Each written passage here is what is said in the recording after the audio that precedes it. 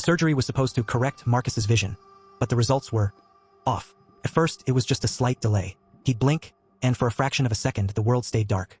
Then came the ghost images. He'd see his wife in the kitchen, but when he turned his head, she was actually in the living room. His eyes were catching echoes of where people had been seconds before. That night, Marcus stood before the bathroom mirror. He leaned in, peering at the surgical scars. He blinked. The reflection's eyes stayed open. Marcus froze. He blinked again, hard. This time, his reflection's eyes squeezed shut, but they didn't open when he did. The mirror Marcus stood there with his eyes sealed, a slow, jagged grin spreading across his face. Then, Marcus felt something wet slide down his own cheek. He reached up, expecting a tear, but his fingers met something leathery and cold. He looked back at the glass. A thin, translucent membrane, a third eyelid, was beginning to stitch itself shut over his pupils from the inside out. Through the blurring film, he saw his reflection finally open its eyes. They weren't his eyes anymore. They were bright, hungry, and perfectly clear. As the world turned to gray, Marcus realized the surgery hadn't fixed his sight. It had invited something else to use his face as a window.